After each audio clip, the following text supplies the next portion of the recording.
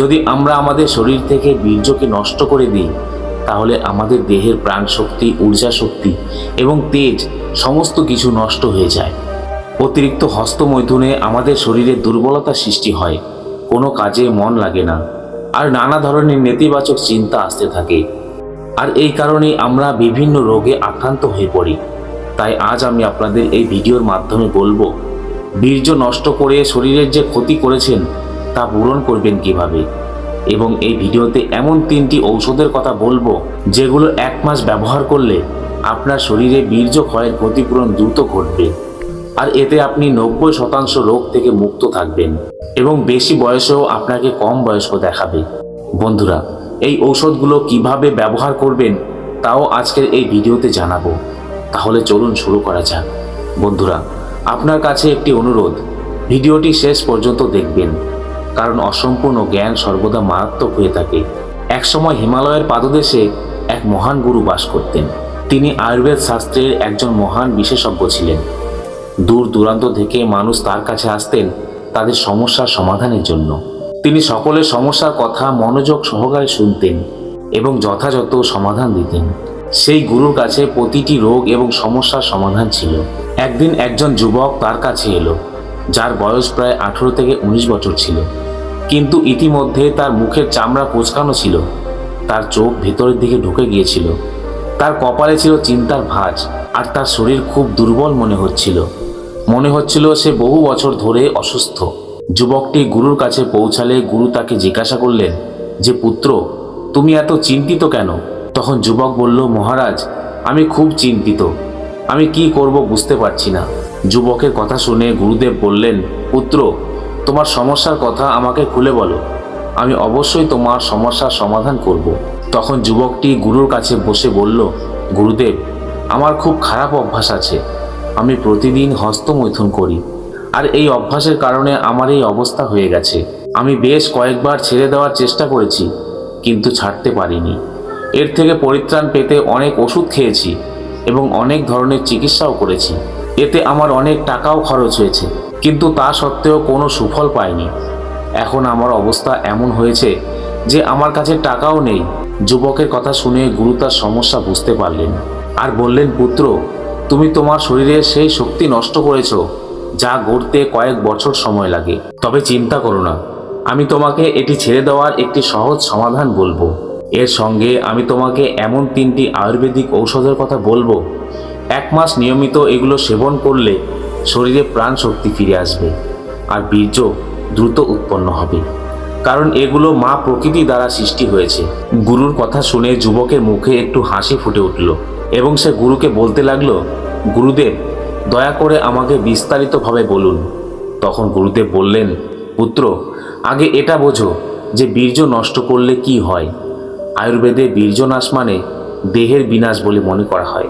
যৌন মিলন বা হস্তমৈথুনের পর যে পদার্থ বের হয় তাকেই বীর্য বলে। কেন আমরা বীর্য সংরক্ষণ করব? কারণ যখনই শরীর থেকে বীর্য বের হয়, তখন শুধু শুক্রাণু নয়, শরীরের সবচেয়ে শক্তিশালী শক্তিও বেরিয়ে আসে। এই শক্তি শুধুমাত্র তোমার নিম্নঙ্গে নয়, বরং দেহের প্রতিটি শিরা উপশিরায় এবং প্রতিটি স্পন্দনে তা প্রাণ শক্তি রূপে বিরাজমান। গুরু আরও বুঝিয়ে বললেন যে, পুত্র, আমাদের যে চোখ আছে, যা দিয়ে আমরা দেখতে পাই, কিন্তু আমরা যদি এই চোখের দৃষ্টি হারিয়ে ফেলি, সেই চোখ আমাদের কি কোনো কাজে আসবে? আমরা কি সেই চোখ দিয়ে এই পৃথিবী দেখতে পারবো? একইভাবে আমাদের যে কান আছে, যা দিয়ে আমরা শ্রবণ করি, কিন্তু আমাদের যদি শ্রবণ ক্ষমতা না থাকে, তাহলে সেই কানগুলো কি আমাদের কোনো কাজে আসবে? আসবে না তো। ঠিক একই রকম আমাদের প্রাণশক্তির অবস্থা, যাকে আপনি হস্তমৈথুন করে শরীর থেকে বের করে দিয়েছেন। আমাদের শরীরের প্রতিটি কোষ এই শক্তি থেকে শক্তি পায়। এতে আমাদের স্মৃতিশক্তি বৃদ্ধি পায়, আমাদের মনে ভালো চিন্তা আসে এবং আমাদের সৃজনশীল ক্ষমতার বিকাশ ঘটে। এরপর গুরু যুবককে বললেন, হে পুত্র, আয়ুর্বেদে 3টি গুরুত্বপূর্ণ পর্যায় রয়েছে, যা হলো যোগ, নিদ্রা এবং খাদ্য। এই 3টি জিনিস যে ভিতের ওপর দাঁড়িয়ে আছে তাকে ব্রহ্মচর্য বলে। সবাই বিল্ডিং দেখে, কিন্তু বিল্ডিংয়ের ভিত দেখে না। যেখানে বিল্ডিং এই ভিতের ওপর দাঁড়িয়ে আছে, ভিত দুর্বল হলে কয়েক বছরের মধ্যে বিল্ডিং ভেঙে পড়বে। আর ভিত যদি মজবুত হয়, তাহলে বিল্ডিংটি বছরের পর বছর দাঁড়িয়ে থাকবে। ঠিক তেমনই যদি জীবনে ব্রহ্মচর্য না থাকে তাহলে শীঘ্রই শরীর ভেঙে পড়বে। পুত্র, এই প্রাণ শক্তিকে 1 মাস বাঁচিয়ে দেখো, তোমার মুখটা কেমন উজ্জ্বল হয় এবং তুমি বয়সের তুলনায় ছোট দেখতে শুরু করবে। আয়ুর্বেদে বলা আছে, যেমন একটা কাঠের ঘরকে পুড়িয়ে দিলে ছাইতে পরিণত হয়ে যায়, যেমন তার অস্তিত্বটা নষ্ট হয়ে যায়, ঠিক তেমনই বীর্য নষ্টকারী চেহারাও পোড়া কাঠের মতো হয়ে যায় আর ভিতরের তেজ এবং ঊর্জা শক্তি চলে যায়, যার কারণে অল্প বয়সে তাকে বৃদ্ধ দেখাতে শুরু করে। এরপর গুরুদেব আরও বুঝিয়ে বললেন, হে পুত্র, আমরা সারাদিন দৌড়াদৌড়ি করেও এত ক্লান্ত হই না যতটা ক্লান্ত একবার বীর্যপাত করলে হই। মনে হয় সারা শরীরে শক্তি ফুরিয়ে গেছে। 1 মাস প্রোটিন খাবার খাওয়ার পর শরীরে বীর্য উৎপন্ন হয়, আর এটি তুমি প্রতিদিন ধ্বংস করে চলেছ। আমাদের শরীরে বীর্যের কোনো থলি নেই। যেমন পিত্তথলি থাকে, তেমন বীর্যের কোনো থলি নেই।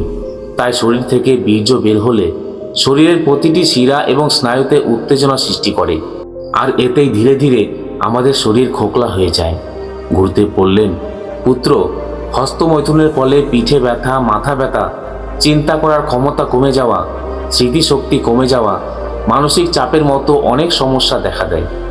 এর ফলে শরীরে নানা রোগ দেখা দেয়। এরপর গুরু যুবককে বুঝিয়ে বললেন, হে পুত্র, তুমি যদি এই শক্তি সঞ্চয় করো তবে শরীরে এমন উদ্দীপনা এবং প্রাণ শক্তি আসবে তা ভাষায় ব্যাখ্যা করা কঠিন। এতে মুখে উজ্জ্বলতা আসে এবং তুমি দ্বিগুণ শক্তি দিয়ে প্রতিটি কাজ করতে পারবে, আর স্মৃতিশক্তিও তীক্ষ্ণ হবে। আয়ুর্বেদে বলা আছে যে বীর্য শুধুমাত্র প্রজননের জন্য ব্যবহার করা উচিত, তবে দাম্পত্য জীবনে এটা পুরোপুরি সম্ভব নয়। অতএব 15 থেকে 20 দিনে একবার যৌন মিলন করার পরামর্শ দেওয়া হয়। এটি আপনাকে ব্রহ্মচর্যের সুবিধা দেবে, কিন্তু এই শক্তি বারবার ব্যবহার করলে এর নেতিবাচক প্রভাব দেখতে পাবেন। গুরুদেব আরও বললেন যে তুমি যদি প্রতিদিন বা প্রতি 2-3 দিন অন্তর হস্তমৈথুন করো বা যৌন মিলন করো তবে এটি তোমার স্বাস্থ্যের ওপর ক্ষতিকারক প্রভাব ফেলে। দেখো পুত্র, তুমি যতই হস্তমৈথুন করো না কেন তা তোমাকে কখনোই তৃপ্তি দেবে না। এটি এমন একটি অভ্যাস যে তুমি এটি যত বেশি করবে তত বেশি করতে ইচ্ছে হবে। এটি এমন একটি আগুন যাতে তুমি যত বেশি ঘি ঢালবে ততই জ্বলবে, কিন্তু তুমি যদি এই আগুনে ঘি ঢালা বন্ধ করে দাও কিছুক্ষণ পর আগুন নিভে যাবে। গুরু বুঝিয়ে বললেন, হস্তমৈথুন ত্যাগ করলে কয়েকদিন অস্থিরতা থাকবে, কিন্তু নিজেকে থামিয়ে রাখলে ধীরে ধীরে তা শেষ হয়ে যাবে। শুরুতে তোমাকে তোমার মনকে শক্তিশালী করতে হবে, তবে পরে এটি তোমার সহজ হয়ে যাবে। অতএব যখনই তোমার মনে হস্তমৈথুনের চিন্তা আসবে তখনই নিজেকে অন্য কাজে মনোনিবেশ করো, যাতে মন বিক্ষিপ্ত হয় এবং এই অভ্যাস থেকে দূরে থাকতে পারো। গুরুদেব বললেন, দেখো পুত্র, বাচ্চারা যখন ছোট থাকে তখন সে নিজের ইচ্ছায় কিছু করে না। তার বাবা মা তাকে যা বলে তাই সে করে, কারণ বাবা মা জানে কোনটা তার জন্য সঠিক আর কোনটা তার জন্য ভুল। তেমনি তোমার মনও শিশুর মতো, সে জেদ করবে, কিন্তু তার রশি তোমার হাতে। এখন তুমি তার জেদ পূরণ করবে কিনা তা তোমার ব্যাপার।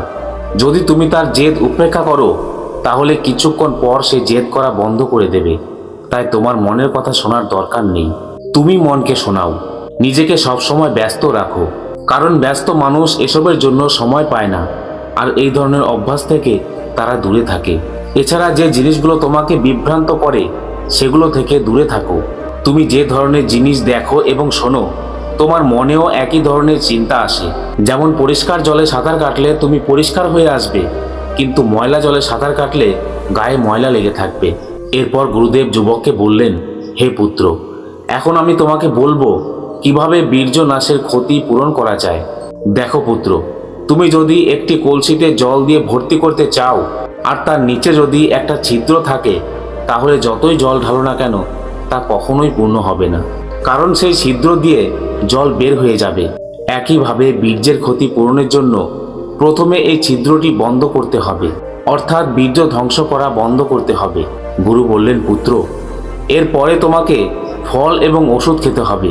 যতটা সম্ভব পুষ্টিকর খাবার খাও, কারণ তুমি যত বেশি পুষ্টিকর খাবার খাবে তত দ্রুত এবং ঘন বীর্য তৈরি হবে। সব প্রাকৃতিক মিষ্টি জিনিস বীর্য বৃদ্ধিতে সবচেয়ে কার্যকারী, যেমন পাকা কলা, খেজুর, আম, সবেদা এছাড়া দুধ, দই, পনির, মাখন এবং খোয়া ক্ষীর এই সব দুগ্ধজাত দ্রব্য সেবনেও দ্রুত বীর্য বৃদ্ধিতে সহায়ক। গাজরের হালুয়া, ক্ষীর, বরফি এবং কালো কলাইয়ের ডালও বেশ উপকারী। শাকসবজির মধ্যে ভেন্ডি, আরবি কাঁঠাল এবং মিষ্টি আলু খেলে বীর্য দ্রুত বৃদ্ধি পায়। এরপর গুরুদেব বললেন, আয়ুর্বেদ শাস্ত্রে বীর্য বাড়ানোর ওষুধের ভাণ্ডার রয়েছে, কিন্তু এর মধ্যে 3টি ওষুধ খুবই গুরুত্বপূর্ণ, যা নারী পুরুষ উভয়ই গ্রহণ করতে পারে। এই 3টি ওষুধের মধ্যে প্রথম ওষুধটি খুব শক্তিশালী, দ্বিতীয় ওষুধটি আরও শক্তিশালী এবং তৃতীয়টি সবচেয়ে বেশি শক্তিশালী। এরপর গুরুদেব যুবককে বললেন, হে পুত্র, এখন আমি তোমাকে এই 3টি ওষুধের সম্পর্কে বিস্তারিতভাবে বলবো। প্রথম ওষুধটি হলো অশ্বগন্ধা এবং শতবরী। এটি বীর্য পূরণে খুবই সহায়ক। অশ্বগন্ধা একটি কার্যকরী আয়ুর্বেদিক ঔষধ, যা অনেক রোগ নিরাময় করে এবং স্বাস্থ্যের উন্নতিতে ব্যবহৃত হয়, যা শরীরের নানাভাবে উপকার করে। অশ্বগন্ধা শরীরের রোগ প্রতিরোধ ক্ষমতা বাড়ায়, মস্তিষ্কের কার্যকারিতা উন্নত করে, মানসিক চাপ থেকে মুক্তি দেয়, ভালো ঘুম এনে দেয়, বিষণ্ণতা দূর করে এবং আরও অনেক রোগ দূর করে। গুরু আরও বললেন, পুত্র, অশ্বগন্ধা তোমার বীর্যের সংখ্যাও বাড়ায়। এরপর গুরুদেব শতবরী একটি ঔষধি গাছের কথা বললেন, যা খেলে ওজন কমানো, ডায়াবেটিস নিয়ন্ত্রণ এবং যৌন ক্ষমতা বৃদ্ধির মতো উপকার পাওয়া যায়। এরপর গুরুদেব বললেন, পুত্র, তোমাকে এই অশ্বগন্ধা এবং শতবরী এই দুটো গুঁড়ো বানিয়ে প্রতিদিন 1 চা চামচ করে জলে মিশিয়ে পান করতে হবে। গুরুদেব ওই যুবককে বললেন, হে পুত্র, দ্বিতীয় ওষুধটি হলো শিলাজিৎ। আয়ুর্বেদে বলা হয়েছে যে দেশলাইয়ের কাঠিতে যে পরিমাণ মশলা থাকে, শিলাজিৎ সে পরিমাণ নিতে হবে। শিলাজিৎ একটি আয়ুর্বেদিক ওষুধ, যা শরীরের শক্তি বাড়াতে, রোগ প্রতিরোধ ক্ষমতা শক্তিশালী করতে এবং যৌন স্বাস্থ্যের উন্নতির জন্য বহু শতাব্দী ধরে ব্যবহৃত হয়ে আসছে। এটি একটি আঠালো কালো আলকাত্রা জাতীয় পদার্থ, যা সুউচ্চ পর্বত শ্রেণীর পাথরে পাওয়া যায়। শিলাজিৎ পুরুষের টেস্টোস্টেরন বাড়ায়, মস্তিষ্কের ক্ষমতা বাড়ায় এবং শুক্রাণুর সংখ্যা বাড়ায়। এরপর গুরুদেব বললেন, পুত্র, তৃতীয় ওষুধের মধ্যে রয়েছে অশ্বগন্ধা, শতবরী, শ্বেতমুসলি এবং কোচের বীজ। এই 4টি মিশ্রণ তৈরি করতে হবে। এই সব সমান পরিমাণে নিতে হবে। 50 গ্রাম অশ্বগন্ধা, 50 গ্রাম সাদা মুসলি এবং 50 গ্রাম কোচের বীজের সাথে 200 গ্রাম মিশ্রির গুঁড়ো মিশিয়ে প্রতিদিন ঘুমানোর আধ ঘন্টা অথবা 1 ঘন্টা আগে হালকা গরম দুধের সাথে খেতে হবে। যদি তুমি দুধ পান করতে না পারো, তাহলে জলের সাথেও খেতে পারো।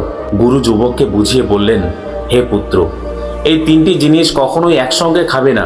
1 মাস অশ্বগন্ধা এবং শতবরী খাও, তার পরের মাসে শিলাজিৎ খাও এবং পরের মাসে অশ্বগন্ধা, শতবরী, শ্বেতমুসলি এবং কোচের বীজের মিশ্রণ খাও। সবশেষে গুরুদেব বলেন যে, পুত্র, তুমি যদি এই বিষয়গুলি মাথায় রাখো এবং এই ওষুধগুলো নিয়মিত ব্যবহার করো, তাহলে 3 মাসের মধ্যে তোমার মুখ উজ্জ্বল হয়ে যাবে এবং তোমার শরীর রোগ মুক্ত হয়ে যাবে। গুরুদেবের কথা শুনে যুবক তাকে ধন্যবাদ জানায় এবং বলে, হে গুরুদেব, আপনি আমাকে একটি সঠিক রাস্তা দেখালেন। আজ থেকে আমি আপনার দেখানো পথেই চলব। এই কথা বলে যুবক সেখান থেকে নিজ ঘরে ফিরে আসে। এরপর গুরুদেবও তার ধ্যানে মগ্ন হয়ে যান। বন্ধুরা, ভিডিওটি যদি ভালো লাগে তাহলে একটি লাইক করবেন আর চ্যানেলটিকে সাবস্ক্রাইব করে পাশে থাকবেন। ধন্যবাদ। সকলে সুস্থ থাকবেন এবং ভালো থাকবেন।